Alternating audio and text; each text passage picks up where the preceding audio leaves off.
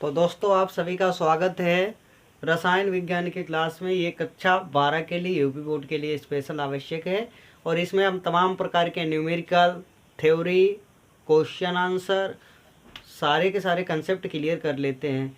यदि आपका बेसिक से हाई लेवल तक आपका पॉइंट ले जाना है तो इस वीडियो को ज़रूर देखना। तो क्या करते हैं, हमारी जो विद्युत रसायन की क्लास हो रही है इसमें हम लोग ये पार्ट नंबर 3 होने जा रहा है। सबसे पहले हम लोग विद्युत चालक पढ़े, चालक में धात्विक चालक, विद्युत अपघटनीय चालक, उसके बाद में हमने तुल्यांकी चालकता सीखी। आज हम लोग सीखने वाले मोलर चालकता क्या होती है। ठीक है, तो विद्युत रसायन है, पाठ का नाम है विद्युत रसायन। पाठ का नाम है विद्युत रसायन। इसमें हम लोग कौन सी चीज सीख रहे हैं? मोलर चालकता। मोलर चालकता मोलर चालकता आप सभी को हेडिंग डाल लेनी है। मोलर चालकता की परिभाषा लिखेंगे और उसका सूत्र देखेंगे, सूत्र क्या कहता है, और सूत्र के बाद फाइनली हम लोग चलने वाले हैं इसके न्यूमेरिकल के ऊपर। न्यूमेरिकल किस तरीके से कौन कौन से पूछे जाते हैं। तो इसकी परिभाषा क्या कहती है? किसी विलयन के एक निश्चित आयतन में क्या लिखते हैं? किसी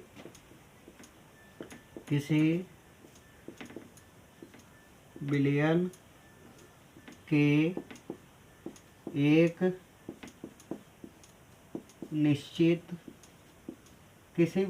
एक निश्चित आयतन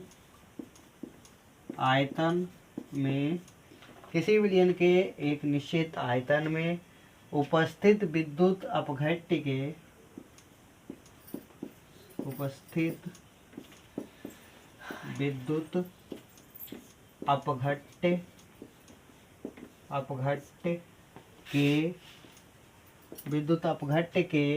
एक मोल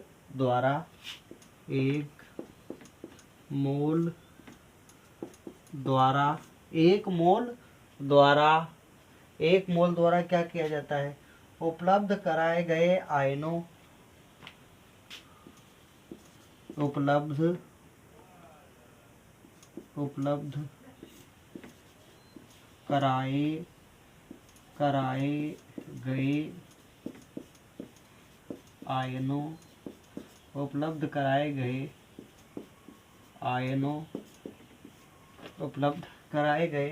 आयनों की चालकता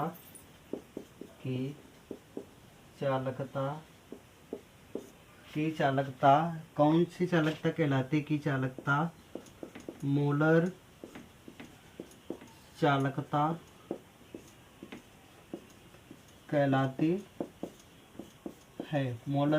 कहलाती है। तो दोस्तों इसकी परिभाषा आपके सामने है और मुझे ऐसी उम्मीद है कि आप सभी ने पेन कॉपी पे इसको नोट कर लिया होगा और इसकी परिभाषा बहुत ही अच्छे से आपने क्लियर की होगी। तो क्या इसकी परिभाषा कहती है? एक बार हमारे साथ आप लोग फिर से देखने का प्रयास करिए। क्या कहती है परिभाषा? आपके स्क्रीन के ऊपर आ गई। किसी विलयन के एक निश्चित आयतन में उपस्थित विद्युत अपघट्य के एक मोल द्वारा उपलब्ध कराए गए आयनों डबल आयन लिख गया, आयनों की चालकता मोलर चालकता कहलाती है। जो मोलर चालकता होती है इसका सूत्र किस तरीके से बनता है हम लोग उस पर चर्चा करते हैं। तो क्या होता है, मोलर चालकता को लैम्डा एम से दर्शाया जाता है। क्या करते हैं? इसे लैम्डा एम से प्रदर्शित किया जाता है। इसे किससे प्रदर्शित किया जाता है? लैम्डा एम से प्रदर्शित किया जाता है। तो इसे किससे प्रदर्शित किया जाता है? लैम्डा एम से। तो इसका सूत्र क्या होता है? लैम्डा एम बराबर कप्पा गुणे 1000 अपॉन में हम लोग लिखते हैं सी, या कप्पा गुणे 1000 अपॉन में लिखते हैं यम। जहाँ पे सी और एन क्या होने वाला है? जहाँ सी या यम दे रखा है, इसका काम क्या है? सी या यम विलयन की मोलर चालकता, विलयन की मोलर सांद्रता सांद्रता है। यहाँ पे सी या एन जो एम जो दे रखा है वो विलयन की मोलर चालकता होती है। तो दोस्तों इतनी चीज़ आपने क्लियर की होगी आई होप। और जहाँ पे कप्पा दिया हो, कप्पा का मान हमेशा क्या होता है, कप्पा बराबर क्या होता है 1/r और लंबाई बटे एरिया। तो कप्पा का मान हमेशा ये होता है। ठीक है, तो हम लोग चलते हैं इसके, हम न्यूमेरिकल करने की कोशिश करते हैं। इसके न्यूमेरिकल किस तरीके से आते हैं और उन्हें हम लोग कैसे उनका आंसर निकाल सकते हैं। ठीक है, तो इसका न्यूमेरिकल जो मोलर चालकता का होता है आपकी स्क्रीन के ऊपर आ चुका है, इसको पढ़िए और हमारे साथ हल करने का प्रयास करिए। तो न्यूमेरिकल कहता क्या है, निम्नलिखित में से किसकी मोलर चालकता अधिकतम है। इसका मतलब यही होता है कि यहाँ पे दो चीज़ें दे रखी हैं। एक का नाम है 2 × 10⁻² ओम इनवर्स सेमी इनवर्स विशिष्ट चालकता वाला 0.01 एम बिलियन। ठीक है, इसकी मोलर चालकता कितनी निकल के सामने आ जाती है, हम लोग देखने का प्रयास करते हैं। तो नंबर 1 हमें हल करना है। नंबर 1 में दे रखा है मोलर चालकता का सूत्र होता है लेमडा एम बराबर कप्पा गुणे 1000 अपॉन में आता है सी। ठीक है, तो इससे कप्पा का मान जो है ना या सी या एम भी आता है। ठीक है, तो कप्पा का मान यहाँ पे विशिष्ट चालकता कितनी दे रखी है, आपने क्वेश्चन देखा, कप्पा का मान दे रखा है 2 × 10⁻²।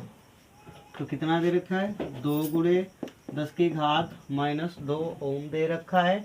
और उसके बाद में और कुछ दे रखा है, गुणे में हम लोग लगाते हैं 1000 अपान में सी या एम का मान दे रखा है 0.08।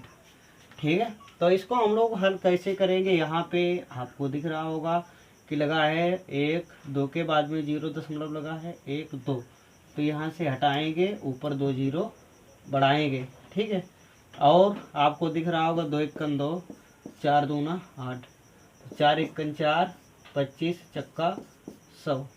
ठीक है, तो यहाँ से कितना बचा है आपके सामने दिख रहा होगा। तो फाइनली इसका उत्तर जो है ना कितना आ जाता है,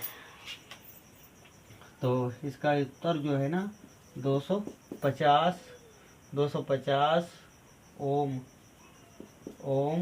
250 ओम इनवर्स सेंटीमीटर सेमी स्क्वायर दे रखा है। ठीक है, तो 250 यहाँ से आंसर निकल के आ जाता है। अब सेकंड कंडीशन, ये सूत्र जो ये लगता है। तो दूसरी कंडीशन हम लोग इसकी पढ़ते हैं। दूसरी कंडीशन क्या कहती है, 50 ओम विशिष्ट चालकता वाले 0.01 एम बिलियन। तो इसके किस तरीके से हम लोग मोलर सांद्रता निकालते हैं।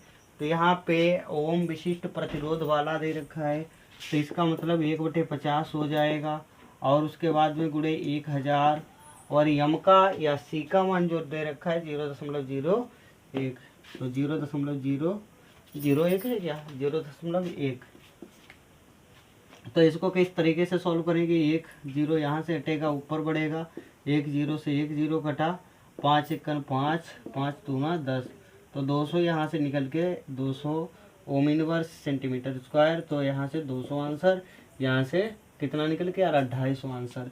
तो मोलर सांद्रता किसकी अधिक है, आपके सामने क्वेश्चन दे रखा है और इसका हल भी आपके सामने ही है। तो किसकी चालकता अधिक है ये तो आप देख ही रहे होंगे।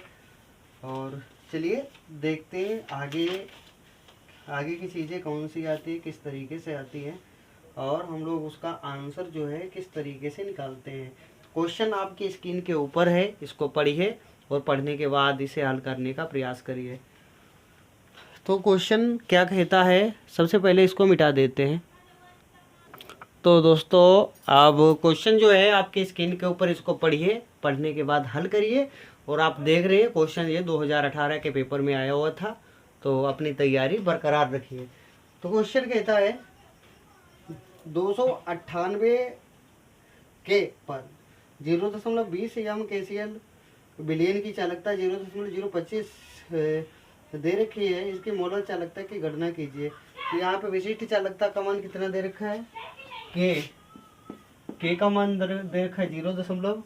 और क्या है 0.25 0.25 के का मान दे रखा है। और क्या दे रखा है यहाँ पे आपको क्या दे रखा है, यम का मान भी दे रखा है। यम का मान कितना दे रखा है, 0.20, 0.20 यम का मान दे रखा है, बस निकाल लो। और सूत्र आपके सामने कौन सा होता है, सूत्र लेमडा यम बराबर के गुणे 1000 अपॉन में आता है यम। ऐसे सूत्र से हम लोग इसे हल करते हैं। तो लेमडा यम बराबर हमारे पास में कप्पा का मान 0.025 25 गुणे 1000 अपॉन में यम का मान आएगा 0.020। ठीक है, तो आप लोग देख रहे होंगे यहाँ पे दशमलव लगा है। ठीक है, तो हम लोग क्या करते हैं, 1 2 के बाद दशमलव लगा है तो यहाँ से हटाया, तो दशमलव हटाया तो 2 0 ऊपर बढ़ाया। ठीक है, आगे क्या करें, 1 2 3 के बाद में 0 दशमलव लगाए, खाँच गिनते बीच की लकीर है, 1 2 3 3 के बाद में 0 दशमलव लगा है तो यहाँ से हटाया और नीचे की तरफ 3 0 बढ़ा देंगे। 1 2 3 नीचे की तरफ 3 0 हमने बढ़ा दिए, 1 2 3 4 1 2 3 4, तो यहाँ से आ गया 5 1 5 और 2 1 2 2 5 10। ठीक है, 25 5 125 आंसर इसका आ जाता है। कितना आ रहा है दोस्तों, 25 5 125। ठीक है, सेंटीमीटर 125 सेमी इनवर्स, ठीक है, सेमी इनवर्स, हाँ ठीक है, सेंटीमीटर स्क्वायर। और क्या आ जाता है यहाँ पे मोल इनवर्स, तो 25 इसका आंसर, 125 125 इसका सही जवाब निकल के सामने आ जाता है। तो इस तरीके से क्वेश्चंस या न्यूमेरिकल्स को हम लोग हल करते हैं। ठीक है, तो आगे देखते हैं अगला क्वेश्चन क्या कहता है। अगला क्वेश्चन किस तरीके से आता है, क्या कहता है, सारी जानकारी हम लोग जानेंगे। उससे पहले थोड़ी सी एक थ्योरी के ऊपर चलते हैं। तो एक थ्योरी जो हमारे पास में दे रखी है वो क्या कहती है, उसके बाद में आगे की चीज़ें करने का प्रयास करते हैं। ठीक है, तो चलिए भाई, आगे कौन सी चीज़ें होने वाली हैं उसके ऊपर हमारी मेन चर्चाएं रहेगी, तो देखते हैं। तो मोलर चालकता हमने देख ली, और तुल्यांकी चालकता हमने कब देखी थी, कल की क्लास में देखी थी। ठीक है, तुल्यांकी चालकता देख ली, मोलर चालकता देख ली। अब इसके बाद में कौन सी आती है, विद्युत अपघटनीय चालकता को प्रभावित करने वाले कारक। ठीक है, तो कौन सी देखते हैं, विद्युत चालकता को प्रभावित करने वाले कारक, विद्युत अपघट्य की चालकता को प्रभावित करने वाले कारक देखते हैं। ठीक है, सबसे पहले बोर्ड को साफ करते फिर चलते हैं। तो अगली हेडिंग आपके सामने कौन सी होने वाली है, विद्युत अपघट्य। कौन सी हेडिंग है, विद्युत अपघट्य की चालकता, विद्युत अपघट्य की चालकता को प्रभावित करने वाले कारक। विद्युत अपघट्य की चालकता को प्रभावित करने वाले दोस्तों कौन कौन से कारक होते हैं, इसके स्लाइड आपकी स्क्रीन के ऊपर लगा दे रहे हैं, आप पढ़िए और अपनी कॉपी पे नोट डाउन करिए। ठीक है, तो विद्युत अपघट्य की चालकता को प्रभावित करने वाले हमारे पास में कई कारक होते हैं। सबसे पहला कारण जो होता है अंतर आयनिक आकर्षण बल। तो नंबर 1 पे हेडिंग आपको डालनी है, अंतर आयनिक आकर्षण बल। इसके अंतर्गत लिखना है, यदि विलय के अणुओं के मध्य अंतर आयनिक आकर्षण बल अधिक है तो चालकता कम होगी। ठीक है, तो सेकंड हेडिंग, दूसरे नंबर की हेडिंग आपके पास में आती है विलायक की ध्रुवीयता। तो विलायक की ध्रुवीयता हेडिंग डालेंगे, इसके अंतर्गत लिखेंगे विलायक के अधिक ध्रुवीय होने पर आयनन तथा चालकता अधिक होती है। अगली हेडिंग कौन सी डालेंगे, अगली हेडिंग आपके सामने आएगी माध्यम की श्यानता। तो माध्यम की श्यानता हेडिंग है, तो इसके अंतर्गत लिखना है माध्यम की श्यानता बढ़ने पर चालकता घटती है। अगली हेडिंग जो इसके 4 नंबर की हेडिंग है वो डालेंगे, तो लिखेंगे तापमान। हेडिंग का नाम है तापमान।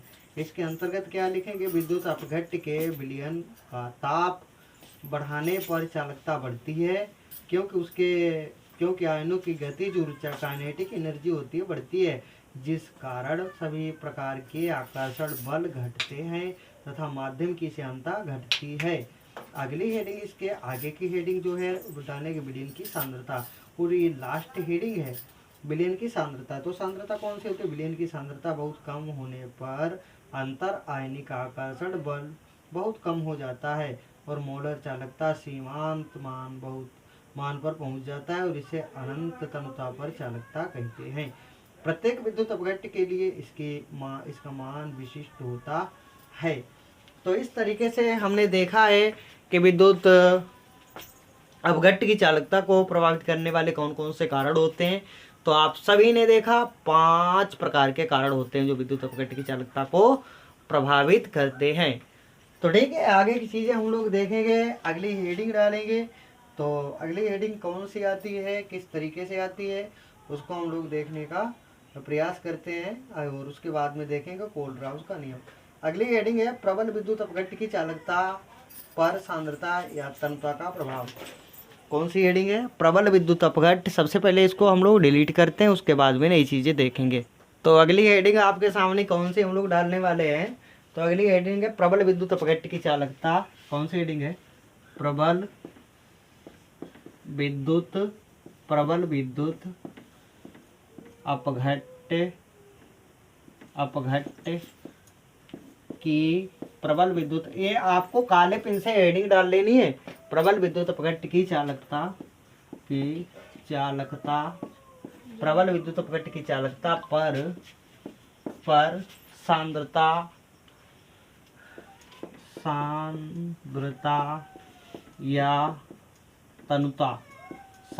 या तनुता का प्रभाव ये आपको हेडिंग डाल लेनी है। हेडिंग क्या है? प्रबल विद्युत अपघट्य की चालकता पर सांद्रता या तनुता का प्रभाव। तो कौन सा प्रभाव होता है इसके बारे में हम लोग चर्चा करते हैं, उसके बाद में आगे की चीजें देखते हैं। कम सांद्रता परास में, इसके अंतर्गत क्या लिखते हैं? कम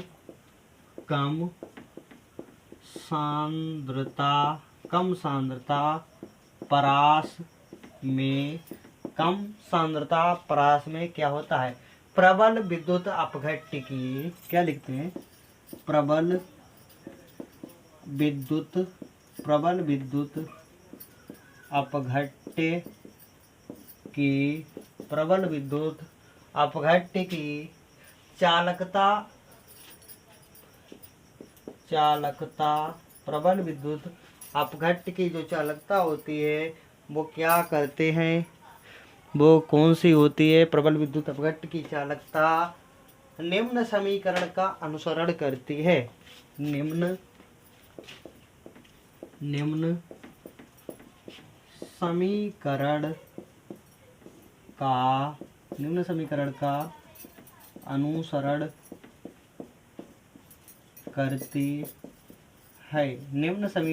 अनुसरण करती है। तो वो हमारे पास में समीकरण कौन सा है जिसका अनुसरण करती है? वो लिखेंगे लेमडा m बराबर लेमडा इन्फिनिटी, लेमडा m बराबर लेमडा इन्फिनिटी। जो डबल जीरो लगा होता है इसको अनंत तनुता या इन्फिनिटी कहा जाता है। तो लेमडा m बराबर लेमडा इन्फिनिटी लेमडा, और आगे क्या लिखते हैं? माइनस बड़ा कोष्टक या ब्रैकेट लगाते हैं a plus b lambda m infinity bracket बंद और अंडर रूट c।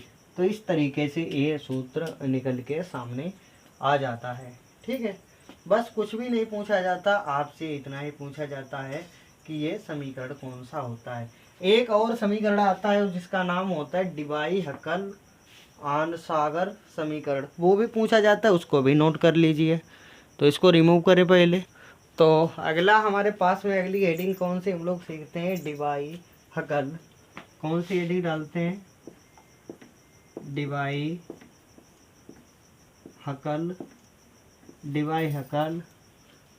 हकल आन सागर, क्या लिखते हैं? डिबाई हकल आन सागर समीकरण।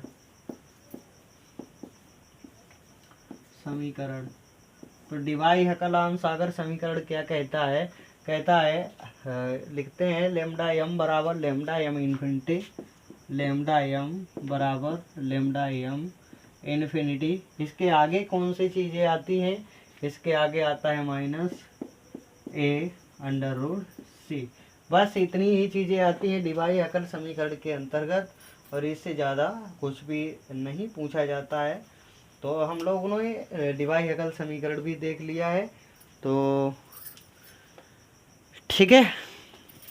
आगे की चीज़ें हम लोग किस तरीके से करते हैं, तो चलिए भाई देखते हैं क्या क्या बचा है भाई। अभी कोलराउस का नियम बचा है, बस इसी के साथ ही ये चैप्टर ख़त्म हो जाएगा। तो आज इस चैप्टर को ख़त्म करने का मन भी नहीं है, तो हम लोग कल इस चैप्टर को ख़त्म करने वाले हैं। तो आज की क्लास में कुछ हम लोग क्वेश्चन आंसर कर लेते हैं, उसके बाद में क्लास को यहीं पे ख़त्म करते हैं। तो आपकी स्क्रीन पे क्वेश्चन हम आ रहे हैं, उसका आंसर भी है, पढ़िए और मौज काटिए। तो क्वेश्चन पहला कहता है चालक पदार्थों को कितने भागों में विभाजित किया जाता है? तो आंसर क्या है? चालक पदार्थों को 2 भागों में विभाजित किया जाता है, धात्विक या इलेक्ट्रॉनिक चालक, नंबर 2 विद्युत अपघटनी चालक। अगला क्वेश्चन आता है आपकी स्क्रीन के ऊपर, प्रबल विद्युत अपघट्य किसे कहते हैं? वे पदार्थ जो जलीय विलयन में लगभग पूर्णतः वियोजित हो जाते हैं प्रबल विद्युत अपघट्य कहलाते हैं। अगला क्वेश्चन है दुर्बल विद्युत अपघट्य के 2 उदाहरण बताइए। तो पहला उदाहरण होता है CH3COOH और दूसरा आता है NH4OH। अगला क्वेश्चन आपकी स्क्रीन के ऊपर आ गया है, कहता है विद्युत अपघटनी विलयन की विशिष्ट चालकता एवं मोलर चालकता को परिभाषित कीजिए। तो विशिष्ट चालकता सबसे पहले आपको हेडिंग डाल लेनी है, इसके अंतर्गत लिखना है किसी चालक का विशिष्ट प्रतिरोध रो के व्युत्क्रम को उस चालकता की विशिष्ट चालकता कहते हैं। इसे कप्पा से प्रदर्शित करते हैं। इसका सूत्र क्या होता है? कप्पा बराबर 1/रो, जो कि बराबर होता है 1/r गुणे L/A के। इसके आगे की हेडिंग हम लोग डालते हैं मोलर चालकता। मोलर चालकता क्या होती है? किसी विलयन के निश्चित आयतन में उपस्थित विद्युत अपघट्य के 1 मोल द्वारा उपलब्ध कराए गए आयनों की चालकता मोलर चालकता कहलाती है। इसको लेमडा एम से प्रदर्शित करते हैं।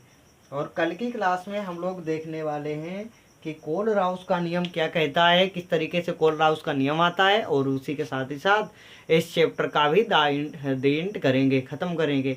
ठीक है, और आई होप ये वीडियो आपको पसंद आई होगी, अच्छी लगी होगी। और इसे क्या करना है, वीडियो को लाइक से सब्सक्राइब करके जाइएगा। ठीक है, मिलते हैं कल, तब तक के लिए बाय, टेक केयर।